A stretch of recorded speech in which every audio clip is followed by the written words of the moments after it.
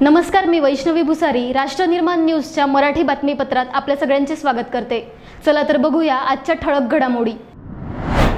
नागपूरमध्ये मतदान का कमी झालं असा पीएम मोदींचा भाजपच्या पदाधिकाऱ्यांना सवाल। नागपूर जिल्ह्याच्या बुट्टीबोरी येथे भीषण अपघातात 2 जणांचा मृत्यू, भरधाव कारची ट्रॅक्टरला धडक। आणि संरक्षण मंत्री राजनाथ सिंग यांनी जगातील सर्वात उंचीवर असलेली युद्धभूमी सियाचीनला भेट दिली, सुरक्षा स्थितीचे केले प्रत्यक्ष मूल्यांकन। ठळक घडामोडीनंतर सविस्तर वृत्त। नागपूर आणि रामटेक लोकसभा मतदारसंघात शुक्रवारी मतदान झाले। या दोन्ही मतदारसंघात 75% मतदान होऊ शकले नाही। पंतप्रधान नरेंद्र मोदी यांनी आज नागपूर शहरात मतदान कमी का झाले अशी विचारणा भाजपच्या पदाधिकाऱ्यांना केली। प्रचंड ऊन आणि प्रशासनाच्या संथ कारभाराकडे बोट दाखवून कार्यकर्त्यांनी यातून आपली सुटका करून घेतली। नागपूर आणि रामटेक लोकसभा मतदारसंघात शुक्रवारी मतदान झाले। या दोन्ही मतदारसंघात 75% मतदान होऊ शकले नाही। रामटेकच्या तुलनेत नागपूरमध्ये कमी मतदान झाले। नागपूरमध्ये केंद्रीय मंत्री नितीन गडकरी लढत असताना फक्त 54% मतदान झाले। भाजप आणि प्रशासनाने 75% मतदानाचे उद्दिष्ट ठेवले होते। असे असतानाही नेहमीप्रमाणे सरासरी मतदान झाले। प्रशासनाच्या मोहिमेचा आणि भाजपच्या प्रयत्नांचा फारसा असर मतदानाच्या आकडेवारीवर पडला नाही। गडकरी यांनी 75% मतदान होईल या अपेक्षेने 5 लाखांच्या मताधिक्याने निवडून येणार असल्याचा दावा केला होता। आज पंतप्रधान जेव्हा भेटले तेव्हा त्यांनी पदाधिकाऱ्यांना नागपूरमध्ये मतदानाचा टक्का कमी का अशी विचारणा केली। काल तापमान 41 अंश सेल्सिअस होते। प्रचंड ऊन व उकाड्यामुळे बरेच मतदार घराबाहेर पडले नाहीत। याशिवाय अनेक मतदान केंद्रांवर रांगा होत्या। संथ गतीने मतदान होत असल्याने अनेक जण मतदान न करताच निघून गेले। मतदार याद्यांमध्ये प्रचंड घोळ होता। हजारो मतदारांची नावे गहाळ झाली असे कारण मोदी यांना भाजपच्या कार्यकर्त्यांनी दिले।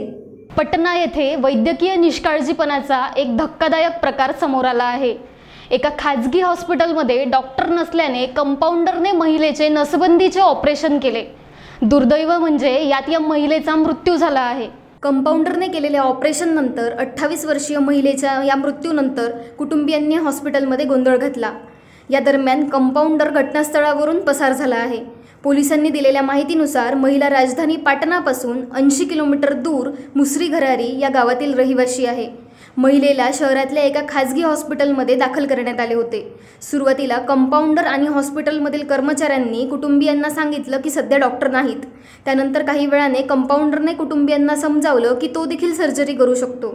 त्यानंतर सर्जरीला सुरुवात केली अशी माहिती मुसरी घरारी पोलीस स्टेशनकडून देण्यात आली आहे। सर्जरीच्या 1 तासानंतर महिलेची स्थिती बिघडली। त्यानंतर तिला तातडीने दुसऱ्या एका खाजगी हॉस्पिटलमध्ये दाखल करण्यात आले। महिलेला दुसऱ्या हॉस्पिटलमध्ये मृत घोषित करण्यात आले। कुटुंबियांना जेव्हा महिलेच्या मृत्यूची बातमी कळाली तेव्हा ते आक्रमक झाले। पोलिसांनी सांगितलंय की डॉक्टर आणि इतर कर्मचाऱ्यांच्या विरोधात तक्रार दाखल करण्यात आली आहे। विवाह सोहळा आता केवळ विधीपुरताच मर्यादित राहिला नसून लग्नाकडे ग्लॅमरस इव्हेंट म्हणून पाहिले जात आहे। अशातच याच विवाह सोहळ्याला अविस्मरणीय करण्यासाठी नांदा गोमुख येथे एका वराने स्वतःच्या लग्न सोहळ्यात चक्क वारकरी संप्रदायातील दिंडीच्या माध्यमातून भजन कीर्तनासह हरिनामाचा गजर करत अभूतपूर्व वरात काढून नवीन पिढीला आपल्या धार्मिक संस्कृती टिकवण्याचा आदर्श दिला। लग्न म्हणजे प्रापंचिक जीवनाची सुरुवात। विवाह सोहळ्यातून एक जोश आणि उत्साह निर्माण होतो। संगीत असल्याशिवाय कोणताही सोहळा पूर्ण होऊ शकत नाही। पूर्वी विवाहात पारंपरिक वाद्यांचा सहभाग असायचा। यामध्ये ढोल, नगारे, सनई चौघडा, ताशा, संबळ, हलगी, डफ, बँड पथकांचा समावेश करण्यात येत होता। कालांतराने डीजे, ऑर्केस्ट्रा, महागडी बँड पार्टी, पंजाबी ढोल अशा वाद्यांचाही समावेश हळूहळू वाढू लागला। या वाद्यांच्या धूनवर वराती थिरकून लग्न सोहळ्याचा आनंद लुटत। मात्र सर्व वाद्यांना बगल देत केळवद येथे हा एक अनोखा विवाह पार पडला। राज्यात पावसाचे पुनरागमन झाले आहे। 3 दिवसांपूर्वी राज्यातील अनेक जिल्ह्यांचे तापमान 44 डिग्री सेल्सिअसवर पोहोचले होते, तर अवकाळी पावसाने ते पुन्हा कमी झाले आहे। दरम्यान उकाड्यात प्रचंड वाढ झाली आहे। भारतीय हवामान खात्याने उपराजधानीसह काही शहरांना आज अवकाळी पावसाचा इशारा दिला आहे। दक्षिण भारतात सायक्लोनिक सर्क्युलेशन तयार झाल्यामुळे पुढील 2 दिवस ढगाळ वातावरण व पाऊस पडण्याचा अंदाज प्रादेशिक हवामान खात्याने वर्तवला आहे। विदर्भ व मराठवाड्यात पावसाचा इशारा असला तरी मुंबई आणि कोकण किनारपट्टीला उष्णतेचा जाच सहन करावा लागणार आहे। मात्र हवामान खात्याने राज्यात वादळी वाऱ्यासह पावसाचा तडाखा सुरूच असणार अशी शक्यता वर्तवली आहे। विदर्भात वादळी पाऊस, गारपीट तर मध्य महाराष्ट्र, मराठवाड्यात वादळी वारे, विजांसह पावसाचा इशारा देण्यात आला आहे। नागपूरसह अमरावती, वर्धा, यवतमाळ, सोलापूर, धाराशिव, बीड, लातूर, बुलढाणा, अकोला, वाशिम, भंडारा, गोंदिया, चंद्रपूर, गडचिरोली या जिल्ह्यात येलो अलर्ट देण्यात आला आहे। वर्धा येथून नागपूरकडे भरधाव येत असलेल्या कारने रस्त्यालगत उभ्या ट्रॅक्टरला जबर धडक दिली। यात पती पत्नीचा घटनास्थळीच मृत्यू झाला तर इतर 6 जण गंभीर आहेत। अपघाताची ही भीषण घटना रविवारी सायंकाळी 5 वाजताच्या सुमारास वर्धा नागपूर महामार्गावर बुट्टीबोरी परिसरात घडली। वर्धा जिल्ह्यातील रामनगर येथील श्रीवास्तव कुटुंब हे नागपूरला येत असताना बुट्टीबोरीच्या ओव्हरब्रिज नंतर ट्रॅक्टरला धडक दिल्याने भीषण अपघात झालाय। चालकासह श्रीवास्तव कुटुंबातील 7 जण प्रवास करत होते। यामध्ये 2 जणांचा जागीच मृत्यू झाल्याचं सांगितलं जात आहे तर 5 जण गंभीर जखमी व 1 जण किरकोळ जखमी झाल्याची माहिती समोर येत आहे। या धडकेनंतर स्कॉर्पिओवरचे छत पूर्णतः फाटल्याचं दिसून येत आहे। स्थानिक नागरिकांनी घटनेची माहिती पोलिसांना दिली। बुट्टीबोरी पोलीस तात्काळ घटनास्थळावर पोहोचले। नागरिकांच्या मदतीने जखमींना क्षतिग्रस्त वाहनातून बाहेर काढत रुग्णालयात दाखल करण्यात आले। देशातील सर्वाधिक निष्क्रिय मुख्यमंत्री म्हणून उद्धव ठाकरे यांचा टॉपचा नंबर असेल तर देवेंद्र फडणवीस हे लायक व्यक्तींच्या यादीत टॉपवर असतील असे उद्गार बावनकुळे यांनी काढले आहेत। ठाकरे यांनी पवार व काँग्रेस यांना सोबत घेऊन आपला जनाधार संपवला। त्यांच्या सभेला कोणीच जाण्यास तयार नसून या निवडणुकीनंतर ते घरीच बसतील असे पुढे ते म्हणाले। 14 कोटी जनतेचं सर्वेक्षण केलं जगातल्या कुठल्या एजन्सी मार्फत तर या महाराष्ट्राच्या लायक व्यक्तीच्या यादीमध्ये टॉप क्रमांक 1 वर माननीय देवेंद्र फडणवीस जी असतील। कारण जनतेच्या मनात मुख्यमंत्री म्हणून आणि संवेदनशील नेता म्हणून देवेंद्र फडणवीसांचं नाव जनजनामध्ये आहे। आणि एक दुसरं सर्वेक्षण केलं की या महाराष्ट्रामध्ये नालायक लोकांचं सर्वेक्षण, त्यामुळे सर्वात टॉपवर 1 नंबरवर उद्धव ठाकरे दिसतील। खरं तर उद्धव ठाकरेंच्या लोकप्रियता ही जी कमी झाली आहे, कोणी सभा घ्यायला तयार नाही, त्यांच्या सभेला लोक यायला तयार नाही। उद्धव ठाकरेंना हे माहिती आहे या लोकसभा निवडणुकीनंतर ते घरी बसणार आहेत। 18 खासदार मोदी यांच्या नेतृत्वात मागच्या वेळी 2019 ला निवडून आले। यावेळी शरद पवारची सोबत आणि काँग्रेस सोबत बसून उद्धव ठाकरेंनी आपला जनाधार संपवला। 18 खासदाराचा नंबर उद्धव ठाकरेंचा दिसणारच नाही आणि त्यामुळं त्यांना भीती वाटू लागली। निवडणुकीमध्ये विकासाचे वचननामे हे जनतेसमोर न मांडता